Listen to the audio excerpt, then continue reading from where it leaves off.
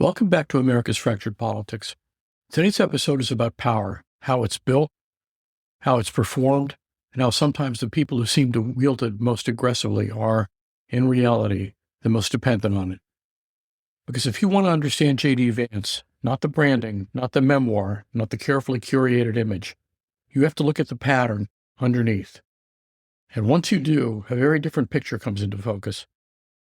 It's not the story of a political thinker rising through conviction or experience. It's the story of a man carried upward by money, sustained by patronage, and defined by his difference to stronger personalities. And nowhere has that been more visible than in his recent clash with Pope Leo XIV. That episode wasn't just a strange culture war sideshow. It was revealing.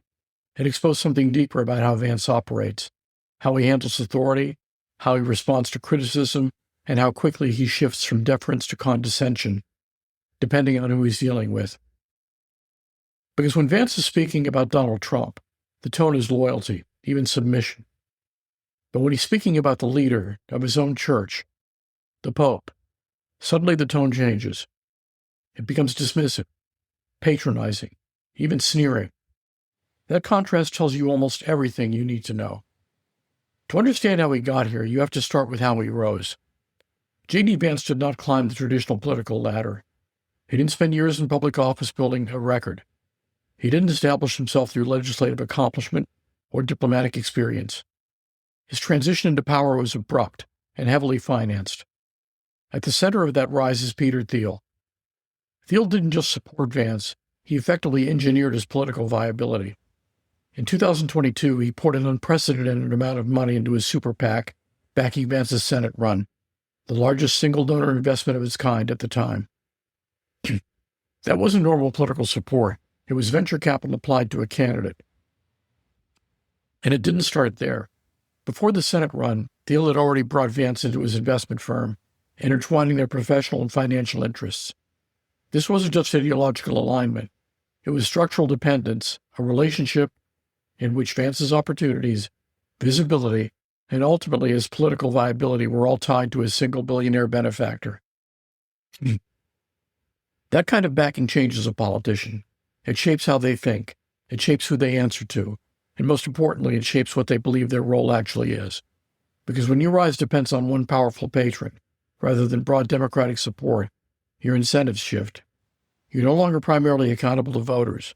You're accountable to the network that made you viable in the first place. And Vance has never really shed that dynamic. Even now, as vice president, he continues to orbit that same system. He publicly praises Thiel as a mentor. Privately and politically, pressures him and others in that orbit to continue financing the broader movement, especially when it comes to supporting Donald Trump. That's not how independent political leadership looks. It looks like different dependence. It looks like someone who understands very clearly where their power comes from and is determined to keep that pipeline open. And once you see that, his behavior in other areas starts to make more sense. Take foreign policy. Vance built part of his political identity on opposition to foreign wars. He spoke forcefully about the dangers of open-ended conflicts. He positioned himself as someone who had learned from the mistakes of the past. Someone who would resist the kind of military entanglements that defined earlier eras. But once in office, that clarity evaporated. Instead, he supported exactly the kind of ambiguous, open-ended military actions he once criticized. Escalations at places like Venezuela and the Caribbean. Support, however reluctantly framed, for strikes on Iran that deepened U.S. involvement in an already volatile region. This isn't just a simple flip-flop. Politicians change positions all the time. What's different here is the lack of any coherent replacement framework. There's no clear doctrine guiding these decisions, no consistent principle. That explains when intervention is justified and when it isn't. And that absence matters. Because in foreign policy, consistency isn't just a virtue, it's a signal. Allies rely on it. Adversaries calculate around it. When American leadership appears incoherent, the consequences ripple outward. And Vance's public rhetoric only amplifies that confusion. He talks about bailing out Europe, framing alliances as burdens rather than strategic assets. He rails against immigration in sweeping civilizational terms. He proposes punitive measures against U.S. companies in ways that suggest not a carefully thought-out economic policy, but a kind of reactive grievance politics. It's a mix that leaves almost no one reassured. Restraint-minded conservatives don't trust his willingness to stay out of conflicts. Hawks don't trust his judgment when he supports them. Allies don't know where he stands, and adversaries see opportunity in that uncertainty. In other words, he manages to unsettle every side at once. And then there's the question of diplomacy, not just policy, but conduct. One of the most striking examples came during Ukrainian President Volodymyr Zelensky's visit to Washington. This was a moment that called for clarity and steadiness. Ukraine was and is in a precarious position. The European allies were watching closely. Negotiations over critical resources and security assurances were ongoing.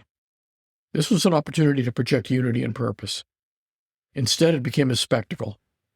Rather than reinforcing alliances, the meeting devolved into something closer to an ambush, a performative display that undercut the broader diplomatic effort and handed a rhetorical advantage to Russia. Moments like that aren't just embarrassing, they're consequential.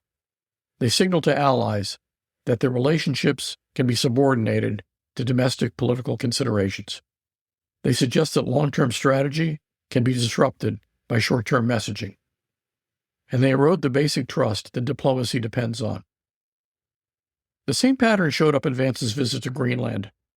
Under normal circumstances, that kind of visit would be routine, a reaffirmation of cooperation within an existing security framework. But it didn't happen in a normal context. It happened against the backdrop of open talk from Trump about acquiring Greenland by force. That context transformed the visit from a gesture of partnership into something far more destabilizing. Again, the through line is inconsistently paired with provocation, a willingness to generate headlines without fully understanding or accounting for the strategic consequences. And then we come back to the Pope, because the dynamic there pulls all of these threads together. Pope Leo XIV has been outspoken on issues like immigration and war, framing them in explicitly moral terms. He has criticized what he describes as inhuman immigration practices. He has warned against militarism, including recent U.S. actions abroad. These are not unusual positions for a pope. They are rooted in long-standing Catholic social teaching. But they directly conflict with the political priorities of the current administration. And that's where Vance steps in. When Trump responded to the Pope's criticism with his usual mix of dismissal and insult, Vance didn't act as a mediator. He didn't attempt to engage with the substance of the critique. He didn't acknowledge the legitimacy of moral disagreement. He reinforced the attack.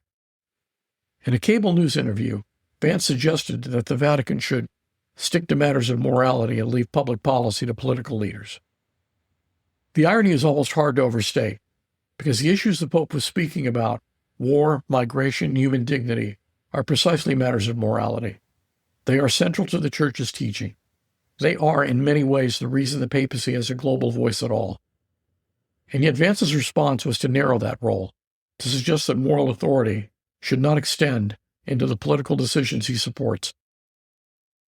Then he went further. At a Turning Point USA event, he escalated from dismissal to outright condescension, warning that Pope Leo should be careful when speaking about theology. A lay politician, someone whose own relationship with the Church is relatively recent, lecturing the Pope on theology. That's not confidence. That's something else. It's the reflex of someone who feels compelled to defend power, even when it puts him at odds with the institutions he claims to respect. And the Pope, notably, has not played along. He has declined invitations. He has continued his criticisms. He has refused to provide the kind of symbolic validation in the form of photo ops that Vance clearly seeks. That refusal is in itself a form of judgment. It signals that the Church understands what's happening, that it recognizes the attempt to instrumentalize its authority and has chosen not to participate. When you put all of this together, the patronage, the policy inconsistency, the diplomatic missteps, the clash with the Pope, a coherent picture emerges. It's not a flattering one. It's the picture of a politician who wraps himself in the language of faith and patriotism, but consistently defers real judgment to power. To the donors who financed his rise, to the president whose approval he depends on, to a political base that rewards aggression more than reflection. And that has consequences. Internationally, it produces an American vice president who struggles to articulate a stable foreign policy and who underestimates the norms that diplomacy relies on. Within the church, it creates the spectacle of a prominent Catholic figure publicly diminishing the authority of the Pope when it becomes politically inconvenient. And domestically, it sends a message about what political success now requires. Not a record of service, not demonstrated competence, not even ideological consistency, but access to wealth and a willingness to perform loyalty loudly and visibly. That's the model. And it's a model that doesn't just affect one politician. It shapes the incentives for everyone who comes after. Because that's what works. If that's what gets rewarded, then more candidates will follow the same path. More dependence on billionaire patrons, more performative conflict, more erosion of the round boundaries between moral authority and political expediency. Which brings us to the larger question. What happens if that model doesn't just exist, but wins? Because J.D. Vance represents something distinct from Donald Trump. Trump is chaotic, impulsive, openly driven by grievance. Vance is different. He is more disciplined, more strategic, more capable of translating those same impulses into a structured political project. And crucially, he is deeply embedded in a network of wealthy, ideologically motivated backers who are thinking long-term. If Trump opened the door, Vance represents what comes next, a version of the same politics that is more coherent, more organized, and potentially more durable. A politics shaped not just by one personality, but by a coalition of actors with the resources to sustain it. That's a different kind of risk. Not just instability, but entrenchment. Not just chaos, but design. And if that trajectory continues, if figures like Vance consolidate power with the backing of those networks, then the nature of American politics could shift in ways that are harder to reverse. Less responsive to voters, more responsive to concentrated wealth, less constrained by norms, more willing to redefine them.